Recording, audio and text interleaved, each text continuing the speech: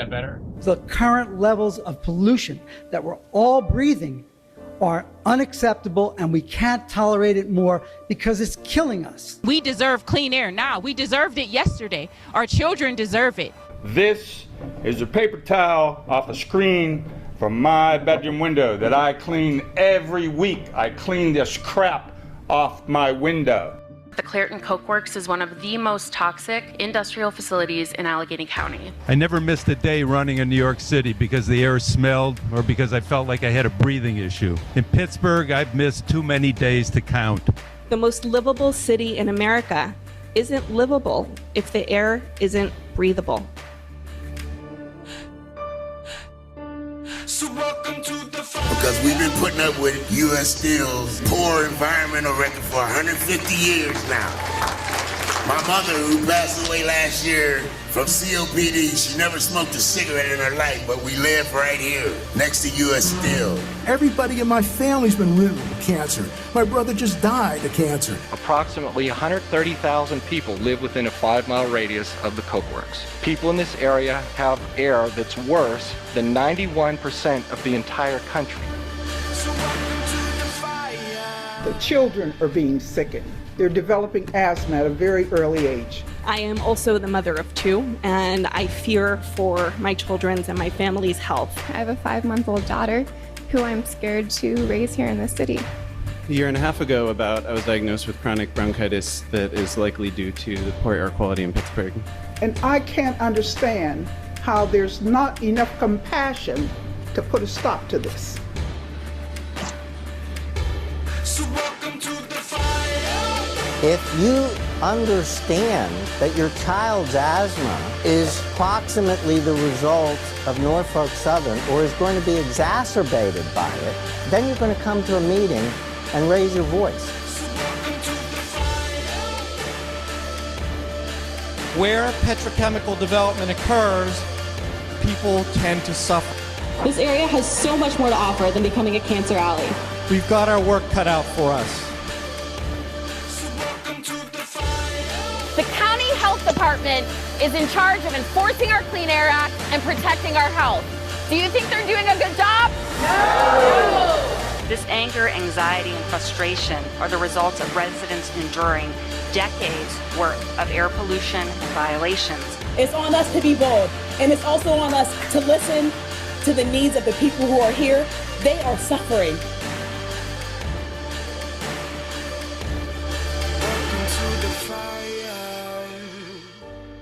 Welcome to the fire.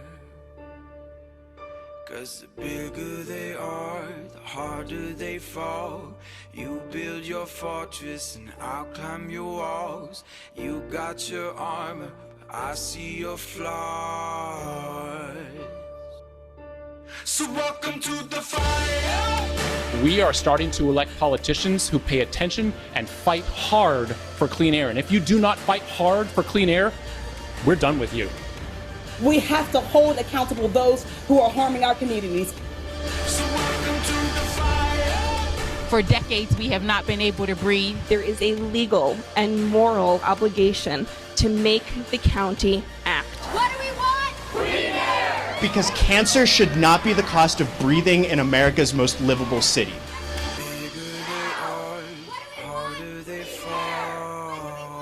Enough is enough.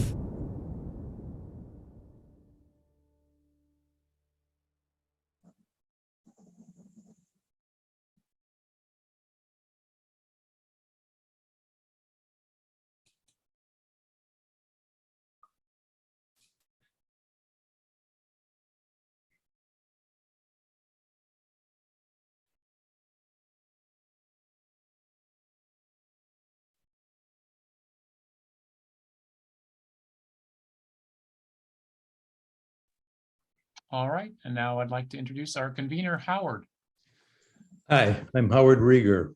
I'm the convener along with our grassroots steering committee of the Southwestern Pennsylvania Grassroots Resident-Led Town Halls. And tonight you're attending our 7th town hall. We began the first one in April of 2021. And since then, we've developed a contact list of over 1,000 unduplicated individuals who've attended or registered for one of our events. We're having a Back to the Future experience tonight. We're going to talk about the Edgar Thomson Works in North Braddock and the surrounding communities that's been there for 147 years, spewing toxic fumes into the environment. We're also going to talk about the new Shell Plastics plant, the ethylene cracker plant that's going to be located in Beaver County, which portends similar kinds of assaults on our health and well-being. Since the 1980s, our area has been rated one of the top places to live in America, #1 by Rand McNally in 1985, just in the top 10, now #9 by a realty firm that just put out an evaluation. On the other hand, we're also on the top of a list we don't want to be on the top of. We are in the worst 1% of places in the country for cancers caused by air pollution. And we're also experiencing 3 times the youth asthma rate for those living near point sources of pollution.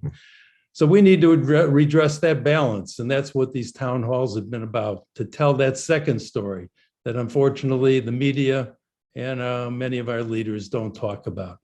And so it's a privilege to be able to convene this town hall and look forward to hearing from our presenters.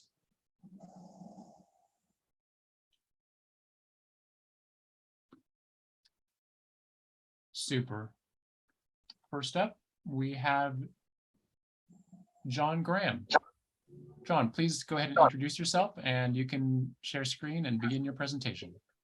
So I'm John Graham, Clean Air Task Force. I'm a senior scientist. I've been studying air pollution in Pittsburgh for a number of years now. And last year, I had the opportunity to present data to this group, talking about how the trends have been over the last 20 years. We made a lot of improvements, but there's still a fair bit to go. This is a summary of what we talked about last time. In addition to almost meeting all the NACs last year, except for the SO2, we noted that we still have episodes of SO2 exceedances and PM exceedances and ozone episodes in the region. So it's not like we've really solved the problem. Like Howard said, there's still a lot of work to be done. We still have some of the highest levels of PM and SO2 in the country. And the way that we're making progress is through the regulatory actions. EPA has a set of ambient air quality standards, and they review the science periodically. And through setting those standards, we've been able to make these improvements, but there's more work to do. So last year, EPA announced that they would be revisiting their fine particle standard. Right now, that standard is 12 micrograms per meter cubed, averaged over 3 years. There's a daily standard that's 35. We know, based on the epidemiological literature out there, that the standard's not protective of health. In fact, it's shown that not only are there health effects happening below 12, we can't identify any level of PM exposure that's safe. So basically, any amount of exposure is bad. The more you breathe of PM, the worse it is. World Health Organization recognized that, and this past fall, they revised their ambient air quality standard to a level of 5 from 10. So that's substantially lower than the current US standard of 12. They also revised their daily standard from 25 to 15. Again, a big step down from what the US is currently sitting at. EPA's considering revising the standard, and they should, by the end of the summer, have a proposal which will be finalized next year. The standard range they're considering is 8 to 10 micrograms, so it's a big step forward, but probably not as far as we need to go. They might also change the daily standard, though that's less likely, but they're considering a level as low as 25.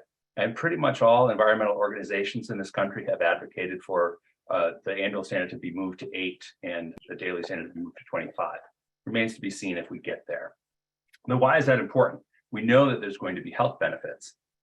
And there was a report that came out earlier this year that Environmental Defense Fund sponsored outfit out in Boston did the analysis. They built on work that EPA had already done for this standard reconsideration. And what they were trying to do is characterize the health burden to current levels of air pollution, and then also what the benefits would be if we were to revise the standard to a more protective level. And they were looking particularly to show if there are differences across racial and wealth and ethnic classifications to see how that what the reality is in this country right now.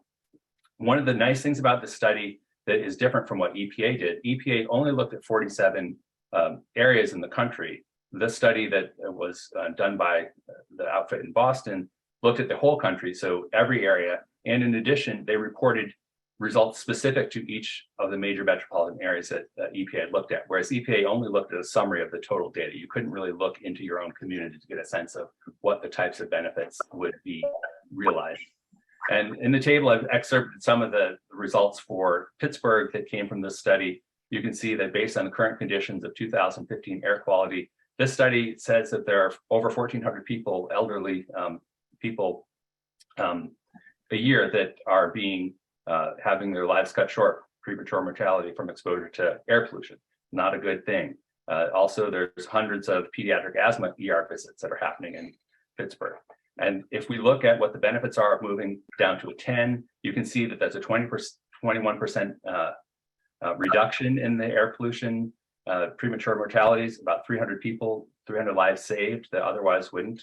And then if we were to go down to an 8, which is what environmental groups are advocating for right now, that's over 500 lives saved, 36% reduction in health impact. So it's quite substantial. This is what we're aiming towards. This is why we need to revise our standards, because that's the mechanism through which we actually get controls and agencies to and industry to do their part in reducing the burden.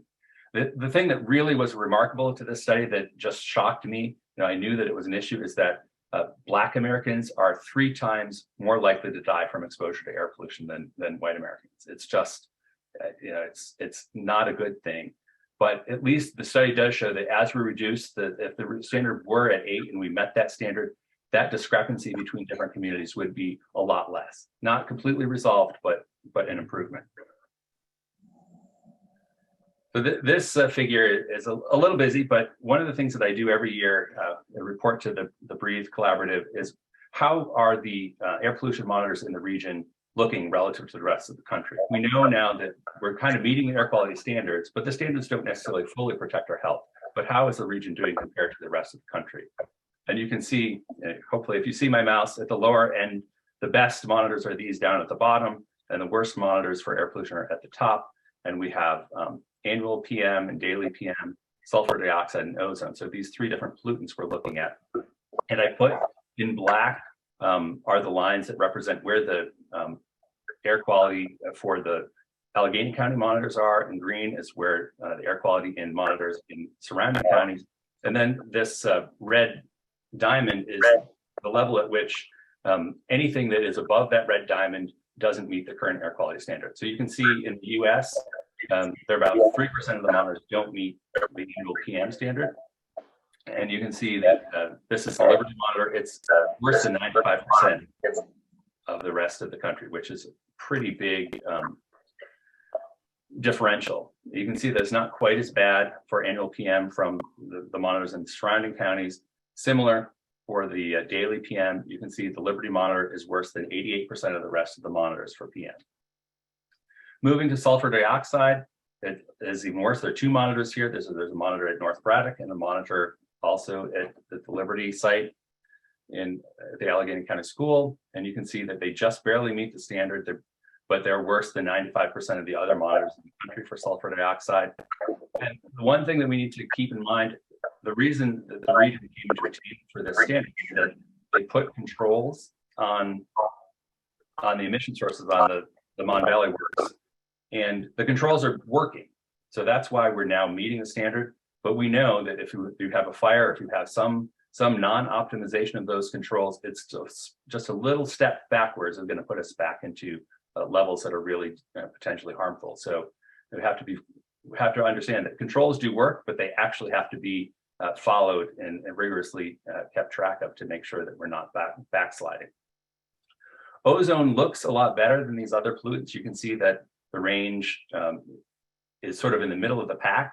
But one thing to understand about the ozone levels in the country, this is 20% of the monitors don't meet the ozone standard right now, which is 70 parts per billion. But this bulk of monitors here are not that much less polluted. It's like 65 in this range. So it's really not that big of a change that would be required to fall back out of attainment of this standard. And this is where things like the cracker plant are particularly problematic, because it's going to be a source of nitrogen oxides and VOCs, volatile organic carbon. Those are the precursors to ozone. And so if we have too much of that additional pollution coming into the region, we might see a situation where we backslide, and that's not what we want to have happen. And then the final slide, this is sort of trying to understand why it is that the region came into attainment for the PM 2.5 standard in 2020. And I plotted here quarterly averages for 3 sites. We have South Fayette, which is sort of a background site in the county, Lawrenceville, which is downtown, is an urban core site, and the Liberty Monitor, which is representative of the high pollution levels in the Mon Valley. And you can see, it's a stacked bar. So what is blue, at the blue level, this is the level that's measured in South Fayette. The orange increment, that's the extra pollution that's being observed at the Lawrenceville site. And then you've got this even more, the gray bar, which is even extra on top of that pollution that people in the Mon Valley are experiencing. And so you can see that it's always a pretty big increment. It's about 3. It has been 3 back in 2018. This average of these is 3. The average in 2019 is about 3. The average in 2021 was 3. But the average in 2020 was less than 3. The average was 2. And the reason for that is twofold. On the bottom here, I have 2 indicators that affect air pollution. One is emission levels, and one is the number of inversions. And so from emission levels, I normalize the emissions that were being reported from the production of coke at the coke works. And when this number is around 1, that's about a typical amount of emissions per that quarter. When it falls below 1, that means that it was emitting a lot less, or they're producing less coke, so presumably emitting a lot lower levels of air pollution. You can see for most of 2020, that production was 30% or 20% lower than it had been.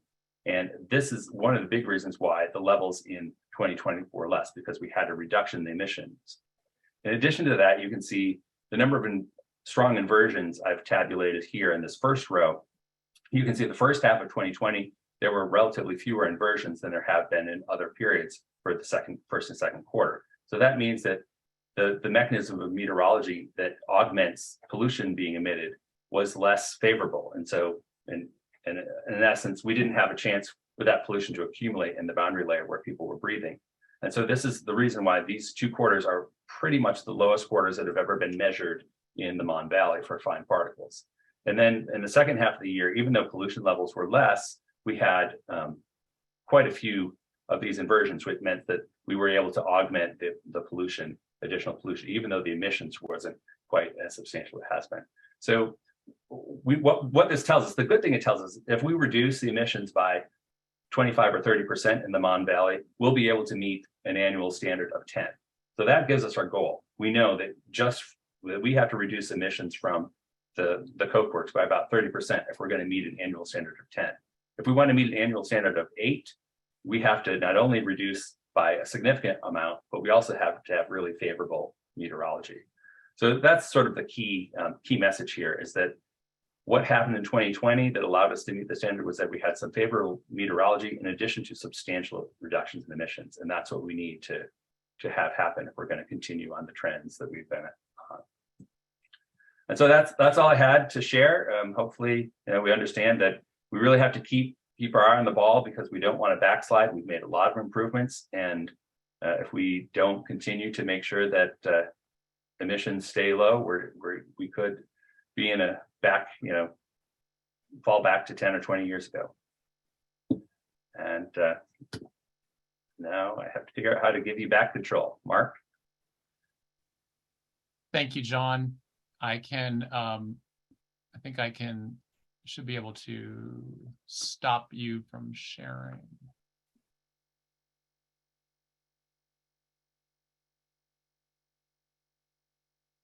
Oh, no, okay. Well, I'll work on that. In the meantime, we are going to have, there we go. Great. Next up, we have Sharday Jones, former mayor of Braddock, to talk a little bit about Edgar Thomson Mill. Sharday. Hello. All right. I feel like we've been fighting this good fight for quite some time. It just seems like we're living in a cycle. And when I talk to residents about it over the years, they said that, okay. All right, I'll take out my headphones. One second. Can you hear me better now?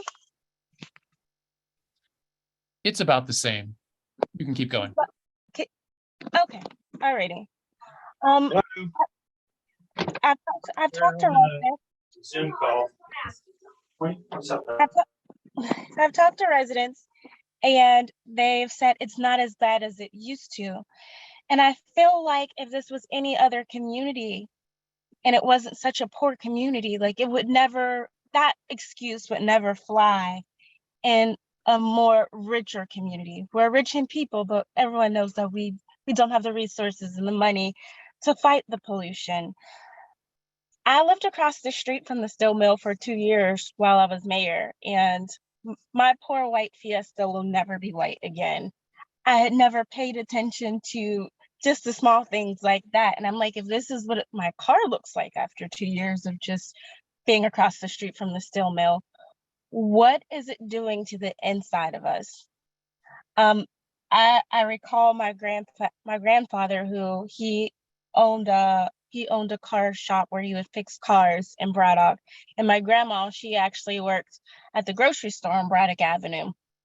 So I've been in the community for quite some time, and I'd hear stories about how they go outside and they'd see the pollution and they could feel it with their hands. Just because we can't feel it with our hands, we can see it and know that it is still there. One day, I just hope that generations from now, we're not still fighting this fight where we're asking for our health, to help us for our health. And it's weird because I actually wrote a piece for Public Source it's been quite some time. It was called A Tale of Two Stories.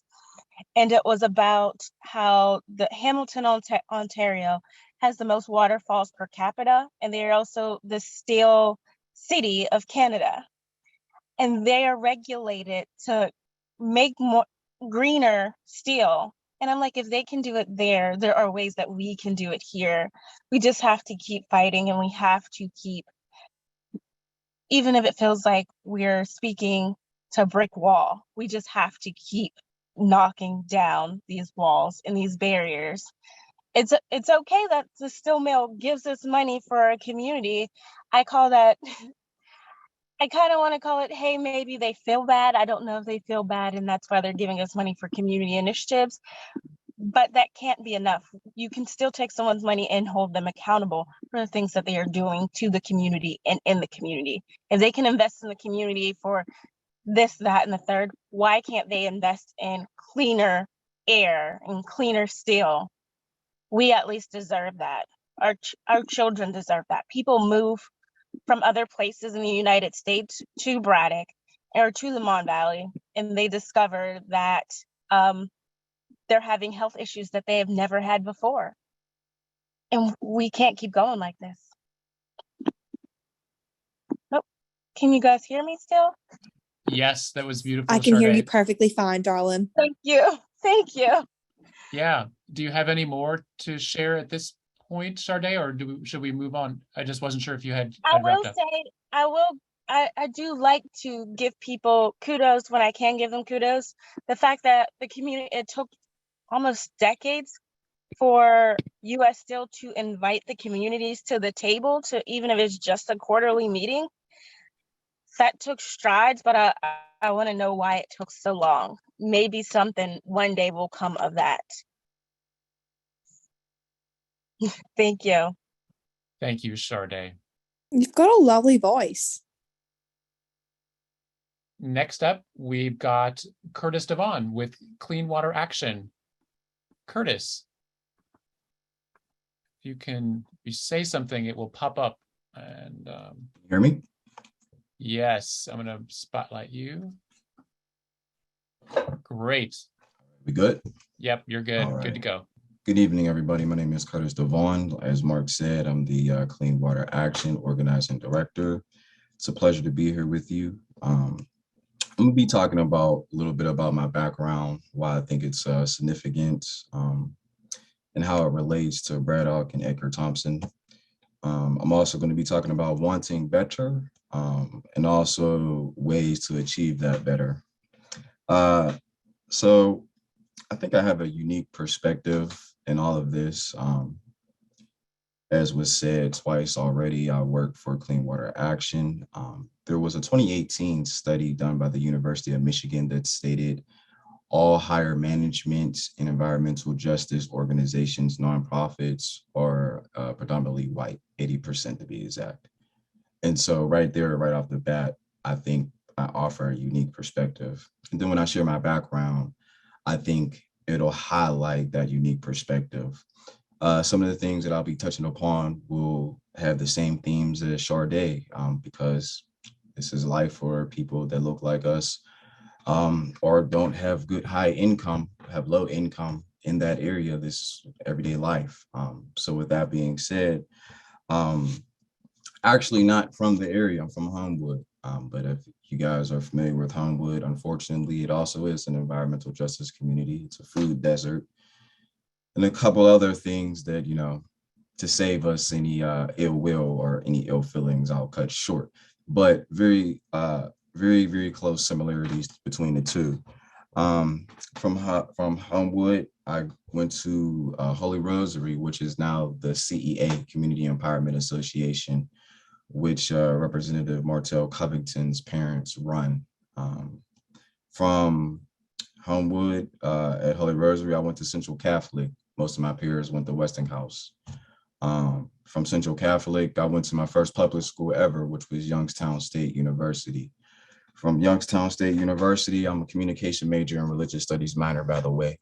But from Youngstown University, I went to, or actually, while I was at Youngstown University, State University, I did my intern at the NAACP right there on Wiley Avenue in the Hill. Finished school, and I actually took up a position at the NAACP in the Hill. My position. I'm sorry to interrupt, but did you say you went to Youngstown University? I went there. Cool. Penguin. I think I saw you on campus. Perhaps, I don't know. I'm a little older than I probably look. But with that being said, when I left Youngstown, no, you use a good facial cream. You don't look old, darling. All right, we'll have an opportunity for discussion after the presentation's finished, please. Thank you. Appreciate you. Thank you for the compliment. But yeah, so after I left Youngstown State, was at the NAACP. I was actually the youth coordinator, right? So I was tasked with the Medgar Evans task.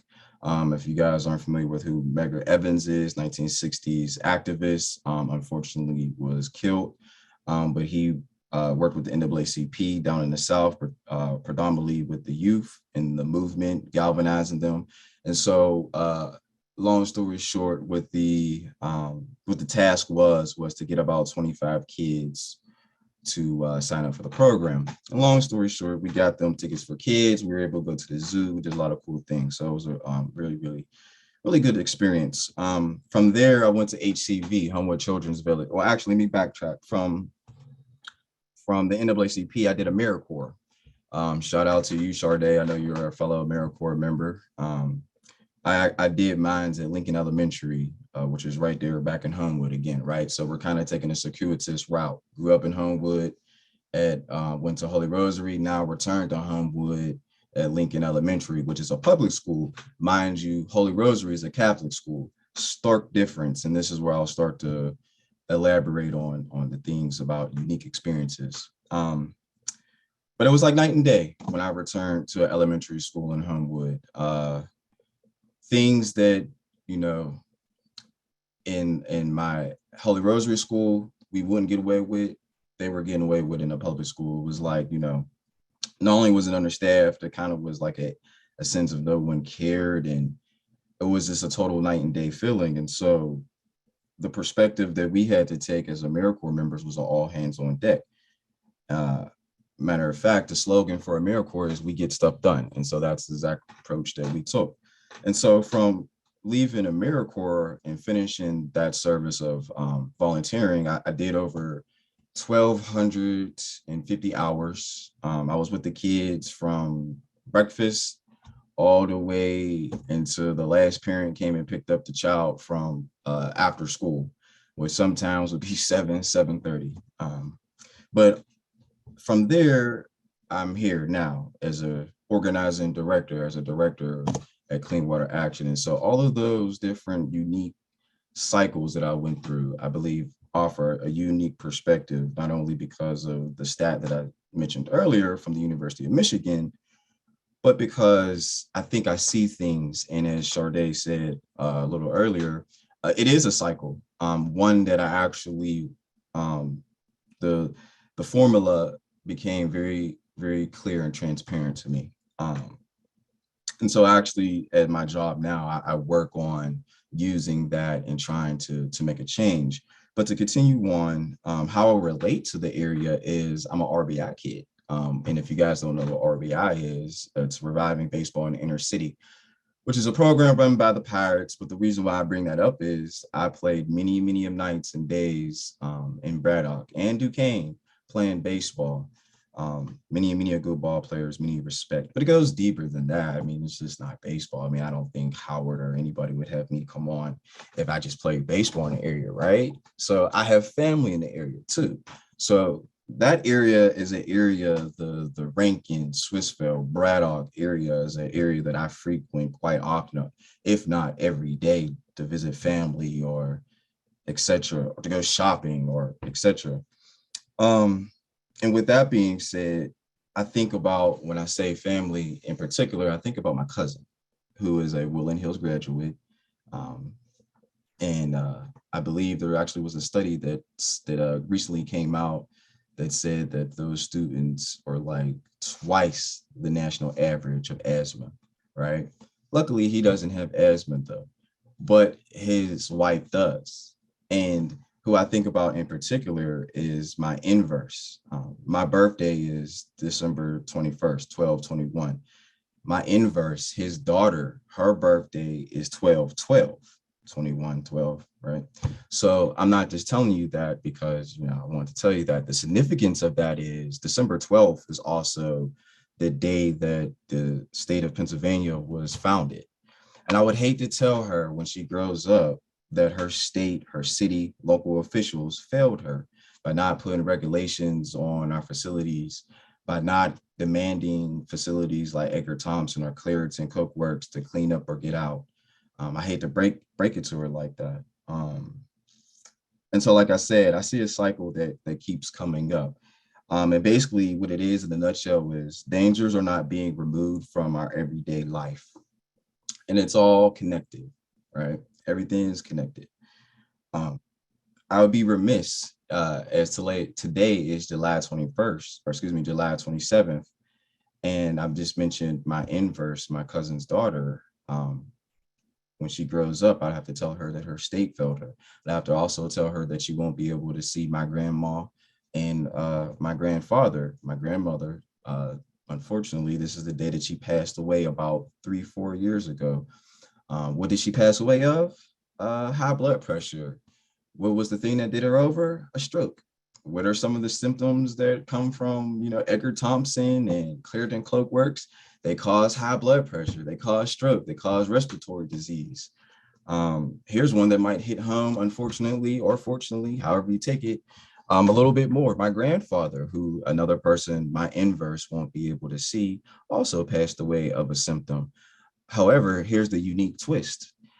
I know we're talking about the Braddock, Edgar Thomson area, but my grandfather, to be close to my grandma on his side, moved to Gary, Indiana. And if anybody knows anything significant about Gary, Indiana, that was a place specifically set up by U.S. Steel to do what they do here. And lo and behold, my grandfather passes away because of leukemia and he had a respiratory disease, COPD. And I believe he had bronchitis as well. And so it's no, coinky dink. It's no happenstance that these things start to add up like they do when loved ones start to pass away prematurely than they're supposed to, especially from diseases that don't impact people or shouldn't impact people until a certain age. And they're impacting people 5, 10 years before they're supposed to. Recently in June, I spoke at the public hearing that was in Braddock in regards to, I believe in specific, that Edgar Thomson Title V permit. And as I sat and I listened to everybody, I was in amazement. Again, let me go back to being unique perspective. I wasn't the only African-American there. There were other African-Americans there, some that worked for US Steel. I believe there was 1 or 2 on our sides. But what I did take note of was I was the only African-American male in my demographic. But with that being said, as I sat and listened to everybody, what I noticed is people, and I said this, people have to know the difference between appeasement and tangible change. The people that were going up and speaking in favor of US Steel weren't saying anything amazing, like, you know, they did this, they built a hospital, they came in and donated all of this to my family. No, they were saying really simple things like they helped me build a field. They were present during Christmas. They were present during Thanksgiving. That's appeasement. All that stuff for your health, that ain't worth it. And I think people we all have to realize that it takes tangible change, tangible things that actually get things done, not a playground, not food, not simple things like that. Don't get me wrong, those things are definitely valuable, right? Definitely valuable. But, you know, to transition to my last point, I don't like to speak about doom and gloom. I always like to give hope and a way to do better. And so the last point that I have is ways to achieve better. And so transitioning, if you have a playground, right? Going back to appeasement. I built you a playground in Rankin. I built you a playground in Braddock. Okay. But tell me this, what importance of it, or how helpful is it if I have a playground where you're telling me to go exercise, but the air is still filled with pollutants? I'm going to be even more sick than I already am. And so I say that to transition into the $1.5 million settlement that just was settled between the EPA and ACHD. And they want to use half of that money for a trail. Huh? It's the same thing as the playground. Why would I or anybody go walk out in a trail when I know there's, as was just said, PM 2.5, sulfur, and other things in the air? It's going to exacerbate my already pre-existing conditions. So to me, I would think that 1, you would address the community. That didn't happen. And 2, I would think you would, first, not saying that trail's bad, no, not at all, but there's proper order to things, right? And so I think first you would try to clean up the pollution, give people air filters, give people plants, do something more proactive than doing that. And so I say that again, not to be doom and gloom, but at Clean Water Action on our website, if you go to our website, you'll be able to see an online action that we set up, that I set up, that directly addresses the ACHD and the EPA. It actually addresses Rich Fitzgerald as well, saying that number 1, that money should be used for something more tangible than a trail. And then number 2, that what it's determined to go to should be put out to the public. The public, the people who are affected by it, should have a say into what happens. And so again, that's the online action that's on the Clean Water Action website. Go to cleanwateraction.org/Pennsylvania. You'll be able to see it under the tab online action. Another thing that I have is I came into this job and I actually just had my 1-year anniversary, and I'm actually ecstatic to be here. I love to see all of your faces. And one thing that I've noticed, or that I try to bring to this atmosphere that I believe that may be missing, and I staked my getting hired on this, which is you have to meet people emotionally, mentally, physically, and socially. And so if you meet people there, then you can start to talk, especially when you're dealing with people that are at or below the federal poverty line. There's not a lot of disposable income, right? And so what the money is being spent on, what the time is being spent on, because time is money, right? Is being spent on, it has to hit home. I have to really understand and someone connect the dots for me.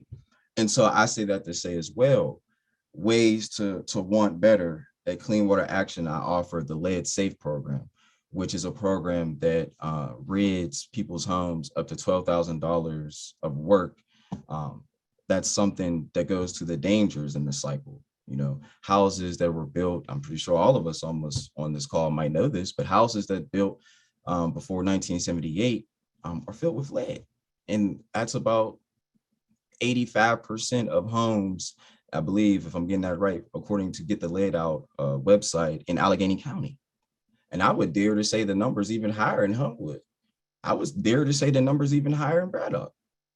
And so, you know, if you don't remove the lead, then people are going to have the symptoms of the lead. And so going back to meeting people on those dimensions, socially, mentally, physically, and emotionally, giving people ways to free themselves or empower themselves. The last thing that I'll end on is the formula that I was talking about. I actually worked on it, and I'm in the process of copywriting it because I think it's something that needs to be spread through the masses, because it's something that, if not eradicated, will be there, unfortunately, until it is. It's one of those type things. It's called Stop the Setup Cycle. And so if you're interested or would like to know more about that, please feel free to reach out to me at C. Davon, that's CDAVON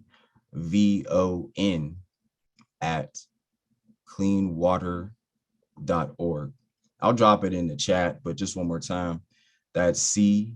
Davon, CDAVON at cleanwater.org. It was a pleasure to get a chance to speak with you. Thank you all. Thank you so much, Curtis. Appreciate your wisdom and your words here and telling your story today. Also, thank you to Sharday and to John as well for sharing all the information that you did about Edgar Thomson Mill and the regional air in the sort of Allegheny County, Mon Valley area. Next up, we're going to pivot to talk about issues related to the Shell plastics plant. Some call it the Shell ethane cracker. There's a variety of words for it, but we all know it as the giant petrochemical facility up in Beaver County. And the first thing that we have on deck for today's program is a little film that I created a few years ago, but I finally brought it to the light of day here. I traveled to Louisiana to visit people who have been impacted by petrochemical facilities in Cancer Alley during a road trip documentary project that I took in 2007 and 2008. That project was called YERT, Your Environmental Road Trip. And I'll drop a link in the chat to, there was a documentary film. It spent some time on Netflix, and it's available to watch for free at yert.com. It was a project near and dear to my heart. I learned a lot about petrochemicals in that process, but also about all kinds of environmental issues. We traveled to all 50 states in 1 year, and it was really an extraordinary journey. And I felt that the work that was happening up around the Shell cracker, that Shell plastics plant, was the experience that people may encounter there, I think, is closely related to the experience that has already been encountered in Louisiana's Cancer Alley.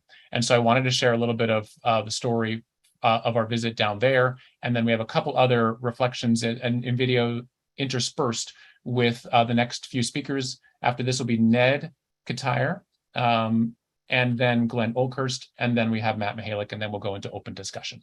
And so without further ado, here is the trip down to Louisiana's Cancer Alley to talk to the Bucket Brigade down there, doing air sampling and pushing back against the petrochemical status quo there.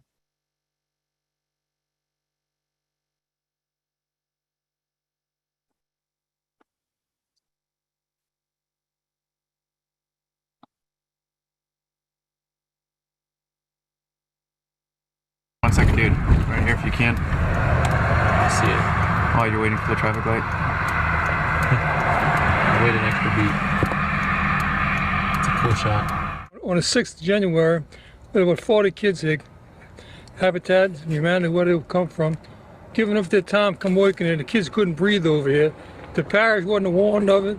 No officials warned these people of it. I had to go inside. I couldn't breathe. I got one lung taken out. 2002, I had cancer in my bladder. This parish, St. Bernard Parish, quote me, don't give a damn about the environment. It's money and refineries and industry and money, money, money, money. Okay. All right, so we're here at Ken Ford's house in Chalmette, and that's the Exxon refinery, which they very skillfully call Chalmette Refining, so that you forget that it's ExxonMobil that made $40 billion last year. We have 3 refineries. We have one here, we have Wayfair, we got across the river, British Petroleum, and we got another one further down. A lot of these refineries have maybe 3 accidents a week, and that's just regarding air quality, where they are releasing something into the air that was not expected. Been living here 46 years, and we've been having a lot of trouble with pollution. Petroleum coke, if you know what that is, it's classified as particulate matter according to DEQ records. We got problems in it. Nobody wants to admit it. Yeah. We need industry. The problem is we need industry. We need the jobs they create. We need their product.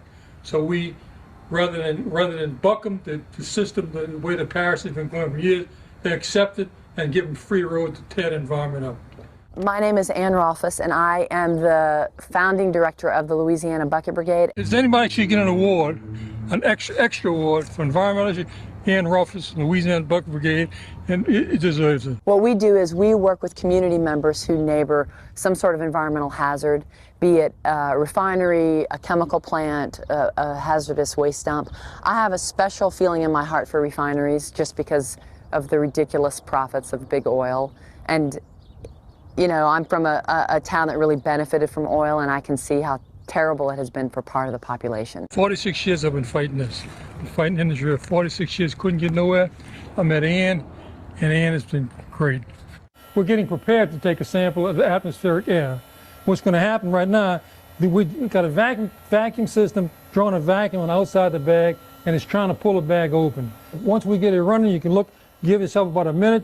Then we smell an odor right now. Let's just say we don't know what it is. So what we do is we release. We open a passageway where now air we're breathing, in this air is entering into the bag. This will tell us if there's benzene, other toluene, and different chemicals in the air, and this proves we got a legitimate complaint. Ken and his neighbors have done more monitoring with the bucket and then also with other more advanced equipment than any other community in the whole country over the last 5 years. They've got an array. Look over there. Oh yeah, look, something's coming out. Now you know what that is over there? I don't want to tell you what that is.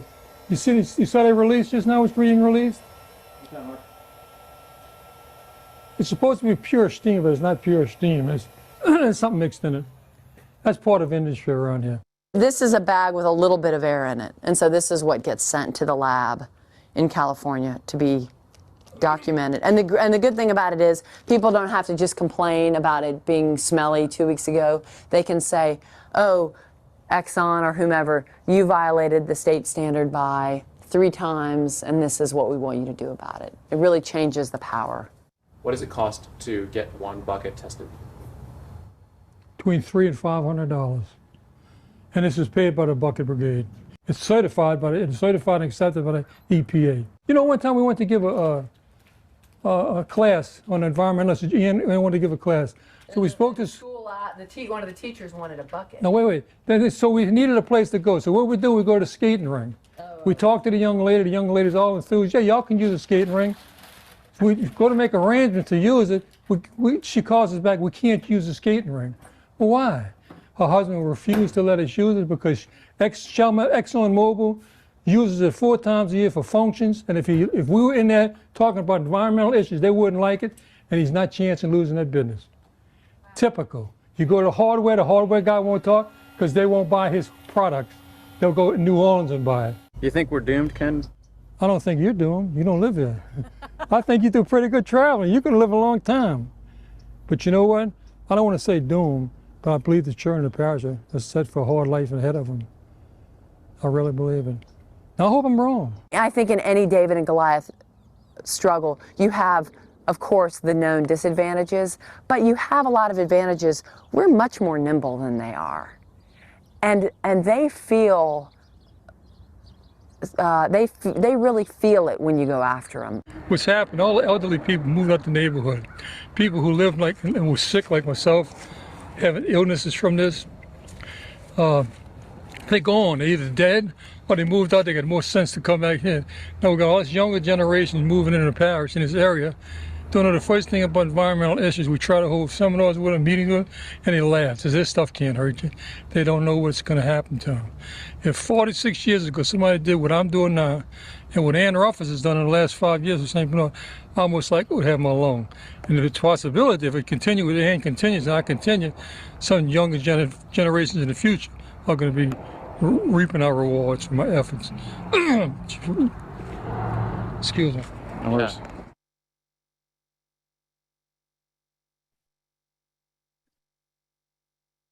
It was interviews like that have prompted me to work so hard to bring attention to the shell cracker plant in this region. If it were not for these people working on this and telling their story over and over and over and over again to people like me, this interview was a huge motivator for me to really try to push back hard against the notion that shell is just something that we all just need to let happen. There's also a group working on monitoring. I'm going to post information about them up around Shell, the Eyes on Shell group. They meet regularly and you can join their meetings virtually online. And they're also working on buckets like the kind that you saw in this video. So super cool. I'm also working on deploying low-cost air monitors around the region. I've got 17 sites up already and have another 8 or so that I can do, and there may be even more after that. If you know somebody up and around Beaver who would like to host a monitor, please reach out to me, markydixon@gmail.com, but I'll put my information here in the chat. Next up, I would like to introduce Dr. Ned Katire, or I'll introduce him by name and then let Dr. Katire introduce himself, and he will be giving a presentation about climate and the Global Change Center, I believe. Ned, please go ahead and introduce yourself and go into it. Thank you, Mark. I appreciate it. Let me share my screen. Can you see my slides? Yes, looks great. Very good. Thank you. Okay. My name is Ned Katire. I am a retired pediatrician now. I still write my practice's blog called the Pedia blog, which I write every day. Check out today's post. It's about the climate emergency that was never declared last week. I am a member of the American Academy of Pediatrics Council on Environmental Health and Climate Change, and president of Physicians for Social Responsibility Pennsylvania, and also medical advisor for the Environmental Health Project. It doesn't appear that residents living in Beaver County and adjacent communities in Allegheny County actually comprehend what's about to happen when the cracker plant becomes operational later this year. It could be any day, in fact. The folks along the Mississippi River in Louisiana can tell you about how bad it can be. People living along Texas's Gulf Coast can tell you about the stink and the sickness. Growing up in New Jersey on the edge of America's first cancer alley, I remember how bad things used to be. And I'm aware of the environmental health challenges that remain for the residents that are still living there. The first thing that Beaver County residents will notice is that the cracker plant is going to stink. And that stink is going to permeate into local communities in the River Valley, in Monaca and Beaver Falls, in Aliquippa and beyond. The odors are caused by the chemical byproducts of burning vast amounts of fracked methane to generate heat and electricity in order to crack vast amounts of fracked ethane and then polymerize ethylene into polyethylene pellets or nurdles. That entire process smells to high heaven. I know this firsthand. I have childhood memories growing up in New Jersey, near cities and towns like Secaucus and Bayonne and Elizabeth and Toms River, which earned international reputations for the same reason. The air stunk from the refineries, from the cracker plants and the plastics and petrochemical factories. No one I grew up with wanted to stay there. That's where I first heard the words Cancer Alley for the first time from my father, who was the chief of radiology at his hospital in Elizabeth, New Jersey. Every cracker plant emits these air toxics in large quantities 24/7. The shell cracker is no different. With all the fracking and cracking going on here, it's easy to see why medical providers and local residents are really worried that southwestern Pennsylvania will soon become America's next Cancer Alley. These are mostly invisible chemicals that you see here, but looks can be deceiving. All these pollutants in the quantities permitted by the Pennsylvania Department of Environmental Protection are enough to make people living and working nearby sick. There's nitrogen oxides, which are respiratory irritants that contribute to ground level ozone, which is a dangerous air toxic that stunts lung growth in infants and makes breathing difficult for everybody. Carbon monoxide is toxic to every human. Volatile organic compounds like benzene, which can cause cancer in adults and in children, and toluene, another VOC that can cause permanent neurologic damage. PM 2.5 is fine invisible particle pollution that damages lungs, that damages the heart and other organs, and significantly increases cancer risk. And other hazardous air pollutants and ammonia can also harm health. And let me point out the 2.2 megatons of carbon dioxide and CO2 equivalents every year from this one plant, enough greenhouse gas emissions to help accelerate global climate change. Here are some of the other chemical emissions that Shell and the DEP expect will come out of the cracker plant. These aren't ingredients that are going to go into your saltines or Oreos. There are chemicals on this list that are well known to cause serious health problems and increase cancer risk. 1,3-butadiene, acrolein, arsenic, benzene, ethylbenzene, ethylene oxide, formaldehyde. I haven't even gotten past the Fs.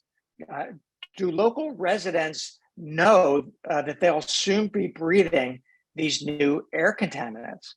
Now, if you ask me, a doctor, a father, a friend, I would say no thank you to all of this, because I don't want to have to breathe. I don't want to have these same health symptoms simply by going about my business and breathing air that's contaminated with some of these chemicals and fine particles coming out of the plant.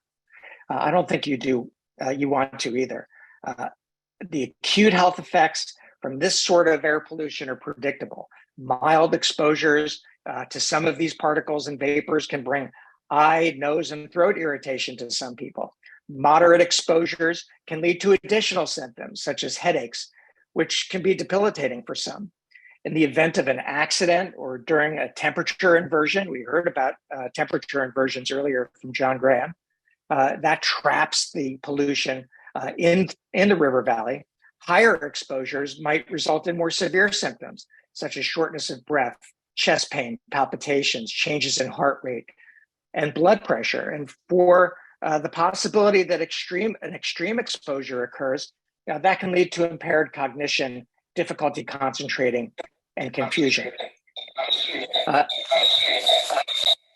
Everyone should remember that by the time you smell something and you decide that it's not pleasant for you to breathe, the stinky chemical is already in your nose and past your olfactory bulbs and into your bloodstream.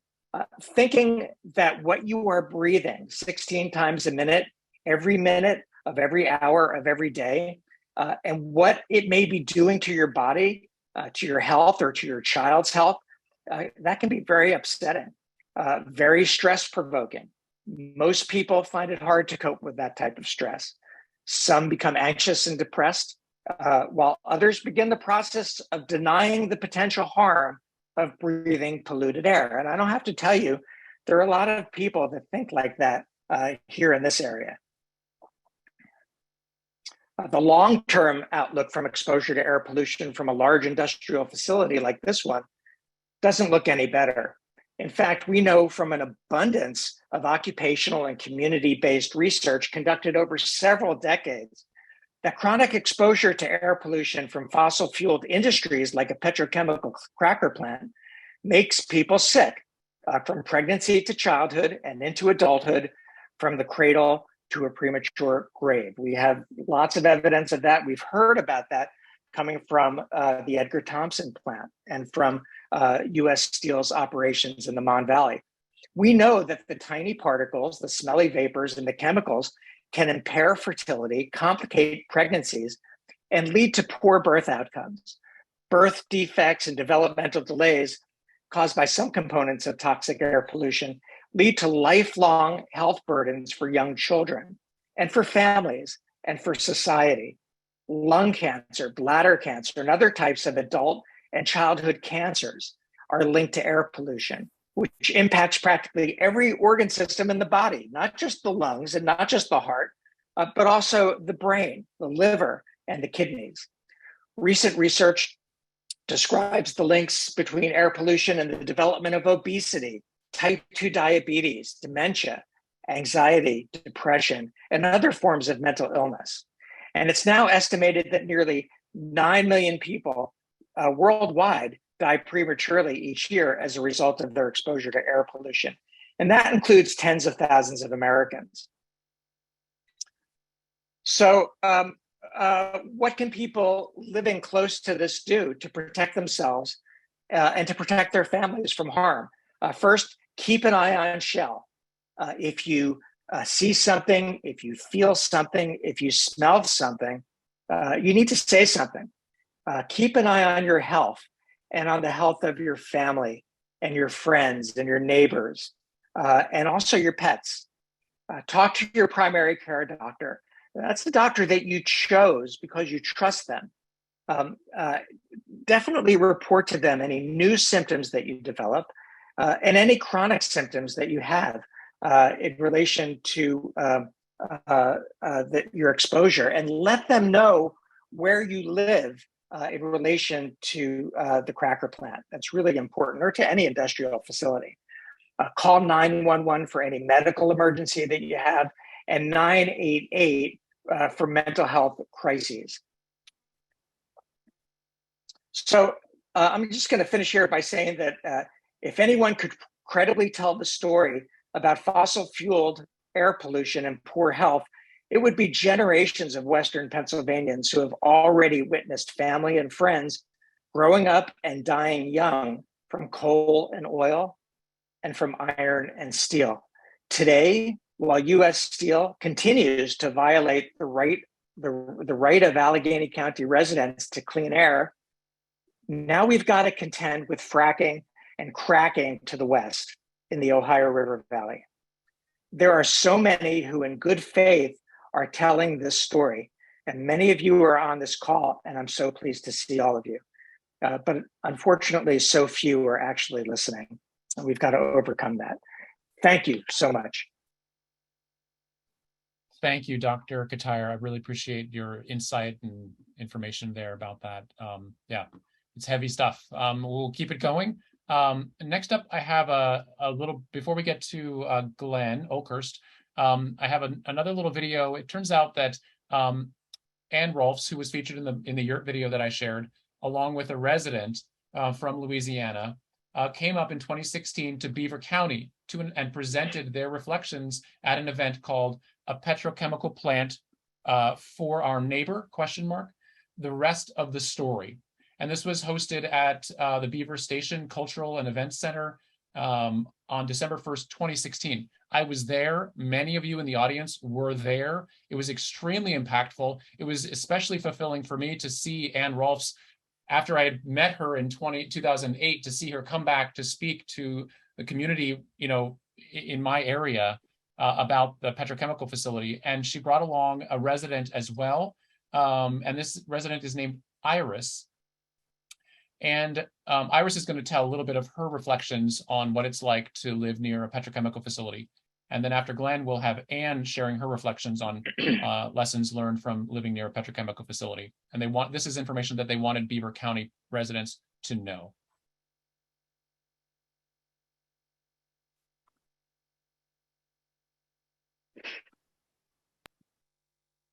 I no longer live in Norco. There are about 20 people in Norco, 20 residents altogether now, because all they have is a lot of green space. People all moved out. Nobody wants to live in that stench all the time. It's too much. It is too much. And I've grown up and I'm hurting still, but I'm still marching on to this beat because I know the truth. The truth is these people have no right to do what they're doing. And as long as good people do nothing, this is going to happen. So y'all got to rise up and hold your hands up and say, no more, we don't want this shit here. We don't want it here because it's bad. I'm sorry if I have to use some foul language for y'all, but this is what the truth is. You got to tell them you don't want that mess because it's going to stink up the community and it's going to poison a lot of stuff and it's going to poison your place. My brother, he called himself making a garden on there. The black soot that comes on the trees is unbelievable. And I'm telling you the truth, but I know. I didn't make this up. That boy can't eat nothing. He be trying to plant stuff and do all kind of crazy things. I just said, boy, this is not going to work. And he saw that now. When the lemons got black soot all on them, he planted a lemon tree. And the lemons got soot all, he can't even use it. Black soot all on the lemon trees from that plant that's in Norco. So I'm telling y'all, fight, do whatever you have to do, make it right by yourselves, for your future, for the children of the future, because there's a lot of disease and sickness that's going around in Norco. So I want to mention that I believe that several of the facilities there, including the one she was talking about, I don't know exactly all the exact parallels that can be drawn to a facility like the Shellcracker. I believe that there will be similar kinds of pollution, but not all the same kinds of pollution. We'll get our own unique brew. I think the lesson that I really took away from Iris's commentary is that this is the nature of the imposition on life that the petrochemical industry is inclined to create. And so whatever the pollution circumstance, this is what is encountered when living living next to a petrochemical facility. And it will be very interesting to me to understand that how it evolves next to Shell. Next up, we have Glenn Olchrist. Glenn, please go ahead and introduce yourself and look forward to your presentation. Thanks, Glenn.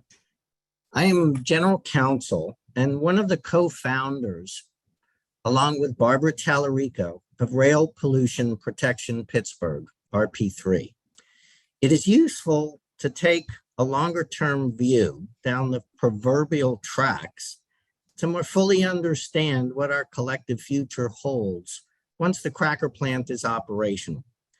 Consider that all of the materials going into and out of the plant must be transported either by barge, truck, pipeline, or by mobile pipelines, in other words, by trains. While fixed pipelines have their own risk,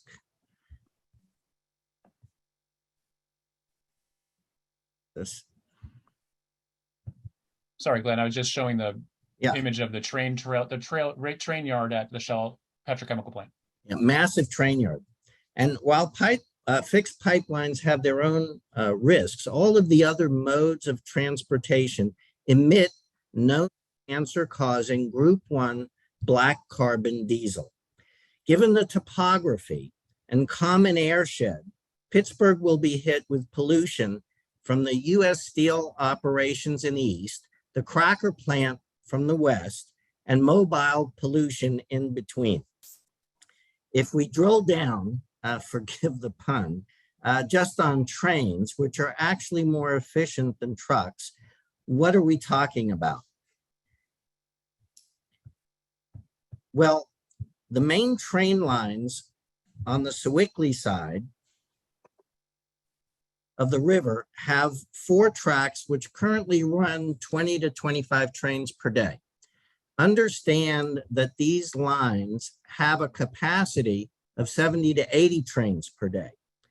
Once Norfolk Southern finishes its vertical clearance project and is able to run double-stack trains through Pittsburgh's most densely populated neighborhoods, they get a 45-minute to 3-hour transit time savings per train, over the rail route on the other side of the river. These logistics and cost savings mean that train volume will increase to full capacity through Pittsburgh. That means we will have higher center of gravity, less stable, double-stack trains running next to both volatile oil trains and liquid natural gas trains. Not only will the number of derailments increase, but the risks increase, especially when you understand that high levels of radioactivity are part of the distribution chain of natural gas. That according to the Wall Street Journal, one train car of Bakken crude is the equivalent of 2 million sticks of dynamite, and that 22 LNG train cars holds the same explosive force as the Hiroshima atom bomb. Also note that on July 26, the Post-Gazette reported that Allegheny County is ranked first in the state in the last 4 years for collisions at crossings, as we just saw at Harmer. Even without an explosion, a derailment leaking oil, or a deadly LNG gas cloud, or the escape of nurdles produced at the plant and transported by rail will all threaten our health, safety, and our water supply. According to CMU analysts, what is even 3 times more worrisome than a derailment, however, is the constant locomotive pollution that will result from running 70 to 80 trains per day through Pittsburgh up the valley. They've determined that for every 10 trains, there are 6 pollution-related deaths per year. That is because, according to Jim Fabisiak's team at Pitt Center for Healthy Environments and Communities, 70 to 80 trains per day is the equivalent of 5,400 diesel buses driving past your doorstep every day. Just think about that a minute next time you contemplate sitting on your stoop for a breath of fresh air. However, it is train idling that will really be the death of us once double-stack trains are introduced to the Pittsburgh line.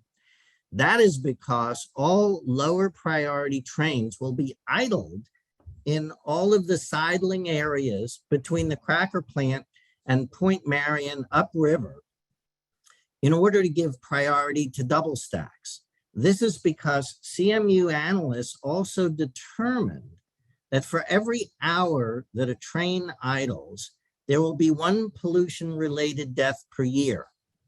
These side yards are located primarily in environmental justice neighborhoods. Using Manchester as an example, tracks there spread from 4 to 11. That means tracks 5 to 11 will be used to hold idling lower priority trains, and that will happen all throughout Allegheny County, wherever there are sideline tracks. We already have examples of trains idling in Allegheny Commons for 4 days and nights. This is all on top of the cracker plant's own permitted pollution emissions, which you heard about from Ned, but they are the equivalent of adding 444,000 more cars to Allegheny County every year. Right now, Pennsylvania produces more natural gas than any state but Texas, and exports more energy than any states except Texas and Wyoming. Pennsylvania produces more coal than any state except West Virginia and Wyoming. Most all of that is transported by rail. It's not rocket science to conclude that we are headed in the wrong direction. What can you do about it? We're putting a link in the chat to RP3's article about poorly rated, privately owned rail bridges, which contains an action item to your representative. along with a second link to the feds to ban LNG by rail, and a third link to demand that your elected representatives protect you and your family from carbon pollution. Finally, you will find a link to a map of the entire rail system that will actually allow you to drill down to your own street. Now for something positive, because the real solution to all of this, however, is clean energy. Understand that the Clean Air Act was never supposed to be the only way to protect us from carbon pollution. Transitioning to 100% clean energy was always going to require initiatives from elected leaders at every level of government. There's a lot every representative can do, and some of it's already happening. 7 states have committed to 100% clean energy.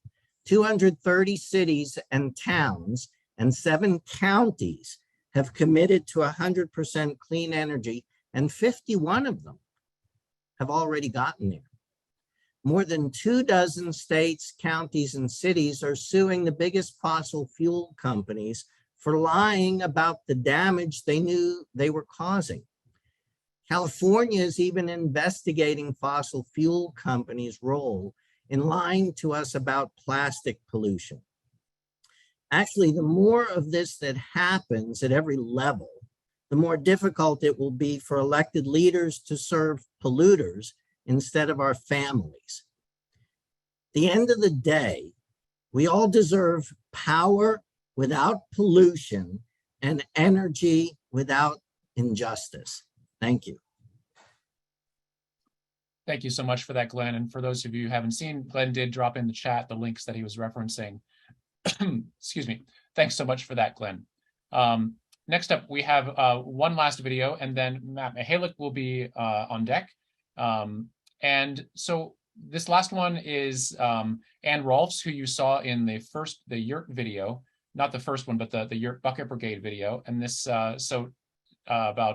so she visited then with Iris in 2016. It was a delight for me to see her a second time and to hear her stories. So she has some candid reflections from somebody who lived and worked in Louisiana, as someone who lived and worked in Louisiana. And I don't know exactly how much of her lived experience will relate to our experiences in Beaver, but I think that they're all considerations that we ought to take to heart. So it's not necessarily prediction here, but definitely things to keep in mind. Her list is pretty stark. So I'm going to share my screen now, and then we'll go to Matt Mihalik. All right, Dr. Matt Mihalik.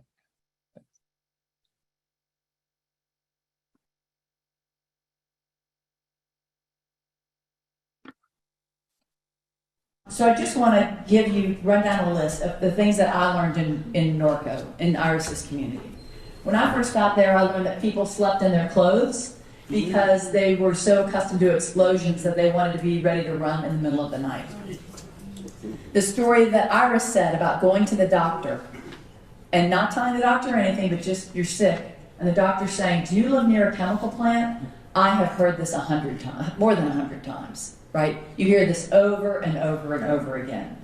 One of the things that struck me first was how many women in particular, maybe I just talked to more women, but were on some sort of anti-anxiety medication because they were so rattled by the explosions that had happened. And independently, they had all gone, and the doctors, probably overprescribing, but were prescribing medicine. And they were all on some sort of, or not all, so many of them were on anti-anxiety medication.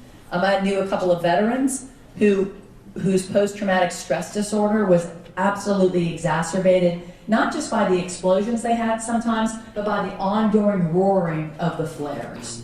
And the ongoing, I think some of y'all are already hearing the construction sounds. That's going to be nothing compared to the jet engines you're going to hear when the place is actually up and running, except P.S. it's not going to be up and running.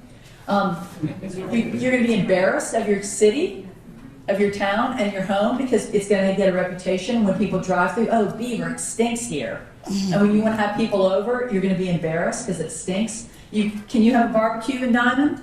No. A cookout? No. I mean, I have an oral history from a woman, Sandra Campbell, one of her friends, you know, who said we had a big Mother's Day picnic planned. We put all the food out. Suddenly, all these particulates came from wafting from Shell. It came down on our food. We all had to run inside. I called Shell. They said, "Oh, bring us a receipt for everything you bought." And then kids can't play outside. Now that's a problem, right? Because it's not healthy for them to play outside. This is reality.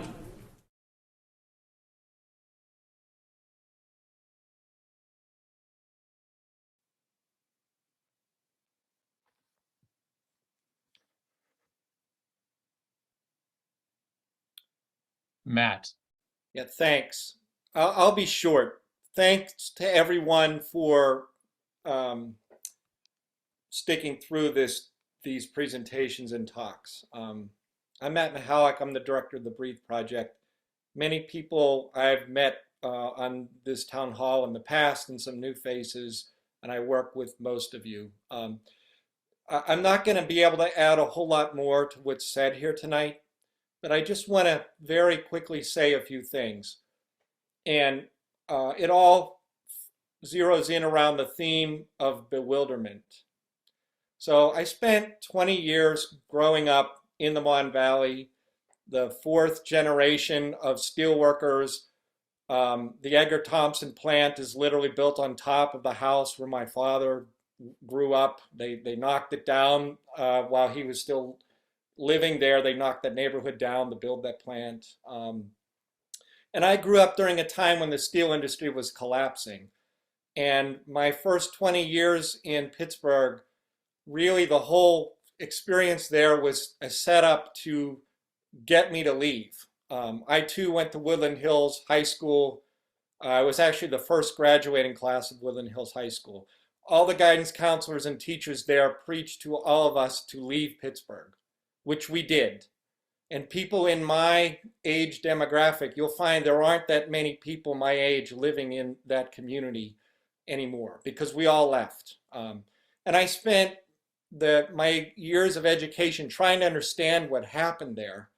So my bewilderment, started when I was probably 13 years old.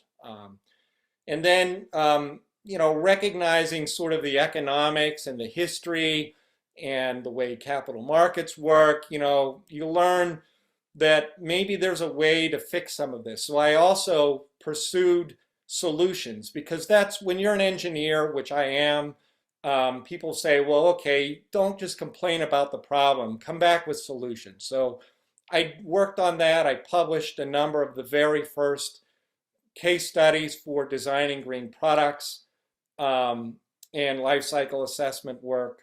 I published a book in the year 2000, co-authored it about engineering solutions to environmental challenges to try to address the toxicity, climate, and sustainability crisis. I moved back to Pittsburgh to try to launch a network through Sustainable Pittsburgh to educate people about solutions to the sustainability and climate crisis, and ran a number of programs and really felt like we were making headway up until about the year 2012. And that's when the petchem companies came and took over our state. They took over our institutions. They took over our economic development strategy and dismantled a lot of really good things that had happened here. And so I've pivoted the last 6 years to become an advocate. Many of you people who are on this call, they're starting off as advocates, they're natural advocates. They've been advocating their whole lives. I did not start as an advocate. I am now an advocate though, because of what I have observed with data that what I would characterize as economic development malpractice has taken hold of our part of the state. That our elected leaders are putting us down the wrong track. When I see, for example, Carnegie Mellon completing a study in 2019 that shows the economic impact of the entire shale boom that occurred from 2006 to 2016 is a net negative $23 billion in the region. And the fact that we're doubling down on that raises bewilderment in me. When I do see the calculations of the social cost of carbon of the 2.2 million tons of CO2 that will be emitted by the Shell plant over a 30-year period of time, and that cost of carbon comes in at a negative $3 billion, I continue to be bewildered. If you look at the PM 2.5 emissions from the Shell cracker plant, like John Graham has done. John Graham did an analysis in using a EPA software called COBRA that maps the health and total healthcare costs of emitted pollution. And you look at that for the Shell cracker plant and its PM emissions, and you do it for 1 year period of time, and that is a negative $70 million per year in healthcare impacts. And you run that over 30 years. You're again in the $2 billion range of negative economic development impact. We're going in the wrong direction because of poor economic development and leadership decisions. If you look at the way our state DEP in its permitting process was warped, it allowed our local watershed organizations to allow permits to be granted to well drillers and pipeline companies that resulted in things like the Revolution pipeline blowing up because of permits that were granted that shouldn't have been, inspections that weren't done properly, and construction practices that weren't followed. And looking at how the end result of that was people pointing at each other, one company, Energy Transfer, pointing at the subcontractors pointing at the watershed organizations that were responsible for permitting, and the DEP, who is supposed to observe them, pointing at those same things and just dissolving all of those entities, and then issuing a fine that really might sound like a lot. It was a $20 million fine for that pipeline, but that amounts to, you know, the equivalent of like a cup of coffee for a company like Energy Transfer in terms of revenue. And you look at the way that the permits for air were granted, where they warped a permit trading system by converting converting NOx permits into VOC permits in an unprecedented way at a scale like that.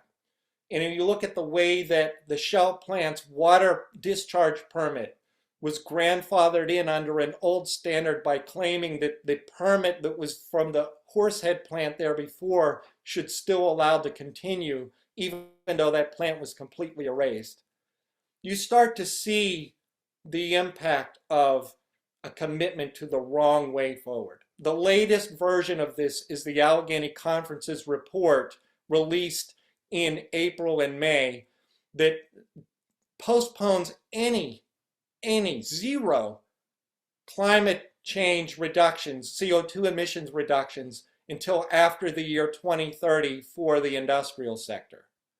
Punts on it completely at a time when the world needs to be doing those things 10 years ago. You start to conclude that things are not going the way they should be. So I'll just end my segment here with ongoing bewilderment and hope that the advocates that are on this call are listened to, because they're the ones that are carrying the hope forward for our region, for our communities, and maybe a return to the progress that we were making between the years 1995 and 2010, 2011. Maybe we can find that path and get back to doing the things that need to be done. So with that, I will pause here and turn it over to Mark and Howard, and stay online to help answer any questions that people might have, and thank all the presenters that I'm honored to be on this call with today.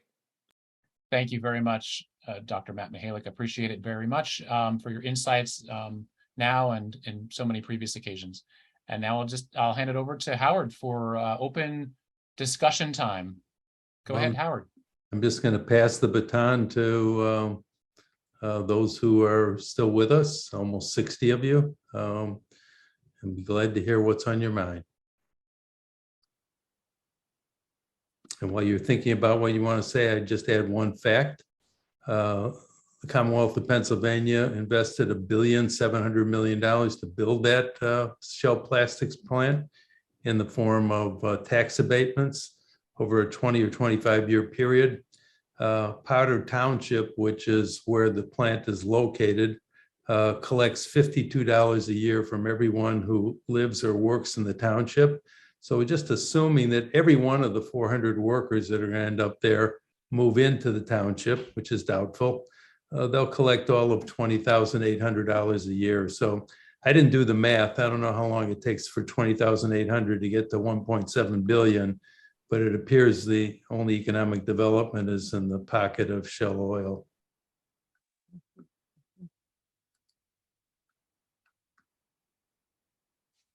Yeah. I would just like to say something if I can. Yeah, Patty, go ahead. Hi. First of all, this is a wonderful gathering and collection of information. We should all know all of this by heart.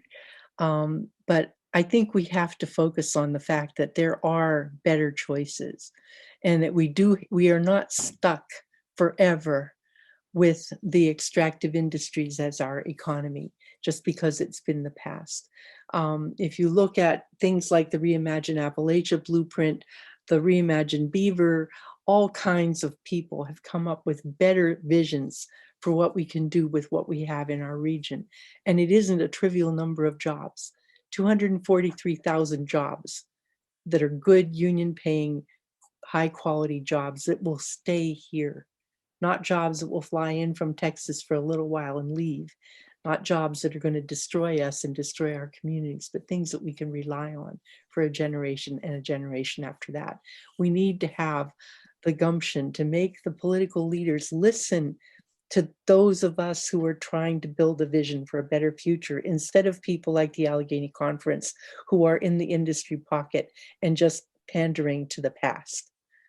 And I don't understand why, when you get that kind of a, documented report with, hundreds of grassroots people and, good academic sound studies, why in the world they don't get any attention or any traction with the people who are making the political decisions. It's just ridiculous. We have to yell louder, I think. I see Bob and then Tom have their hands up. Yeah, I'd like to speak about the radioactive. 1960, the United States government did a study on looking for uranium for a good source of industrial and military use. They found it in the black shells, and that one of the biggest ones that we're concerned about is the Marcellus shell. It's a uranium find. And the state of New York had used the information from the New York Times to actually shut out fracking from the New York. The wells that they were taking the radioactive measurements from were all from Pennsylvania. And it's a terrible shame that we're going to be stuck with radioactive waste in our streams that's water soluble. We'll be drinking it. It'll be on our farmers' fields, and they want to put them on our roads. The Nuclear Regulatory Committee, I have no idea why they haven't stepped in yet. And this is one of my biggest concerns, is about the radioactivity, and that causes a lot of cancer. Thank you.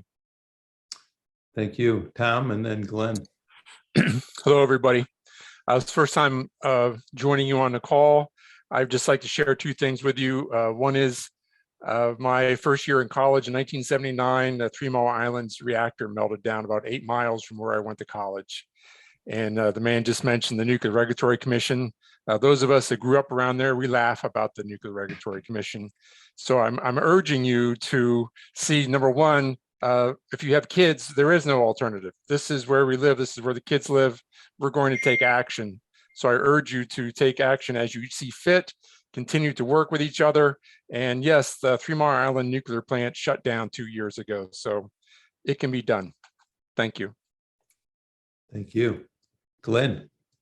Yeah, I'd like to pick up on the radioactive thread and explain that some more, because it's a problem not only in the production of natural gas, it haunts the distribution chain.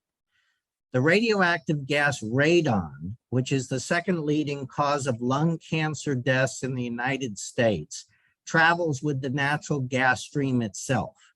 Radon will break down into radioactive lead-210 and polonium-210, one of the most toxic substances on Earth, each of which famously was used in the 2006 Russian assassin by Russian assassins to kill the former spy Alexander Litvinenko. Academics and industry professionals alike are concerned about the potential for these radioactive isotopes to build up along the LNG distribution chain and harm workers and communities in the United States and in Europe, soon coming to a town in the Mon Valley near you. Oh, that's uplifting. Yeah, I wanted to just comment on a couple of quick things that I saw in the chat. Nancy Bernstein's comment that we should have a meeting with the Allegheny Conference. I can attest to the fact that I personally have reached out to the Allegheny Conference on numerous occasions, reached out to their executive numerous occasions, sent emails, called, no return call, no response. So there's a message there, and we may have other ways to break through that. And Matt Halleck posted something about our region still hemorrhaging people. And we should just think about the fact that our region back in the mid 1960s had reached 675,000 people. And today we're about ready to cross the barrier down to 299,000. We list ourselves at 301,000. We are hemorrhaging people, we're hemorrhaging talent. We're living in an era where it's hard to find people to perform meaningful jobs. And the people that have the capacity to grow these new kinds of ways of addressing both industrial production and meaningful non-polluting industries, they're going to go somewhere else. Why do you want to live in a place that's got the worst 1% record for cancers caused by air pollution, or triple the national average of asthma? So, you know, I would hope that we find a way to begin to convey that in a meaningful fashion to our officials, who hopefully, some of whom, and I saw another post on the chat, I don't remember from whom, but we do have officials who care to work with us, who do care about these issues. And we're going to make an effort to try to coalesce them, at least as a subgroup, to hopefully amplify our message and be able to create some change.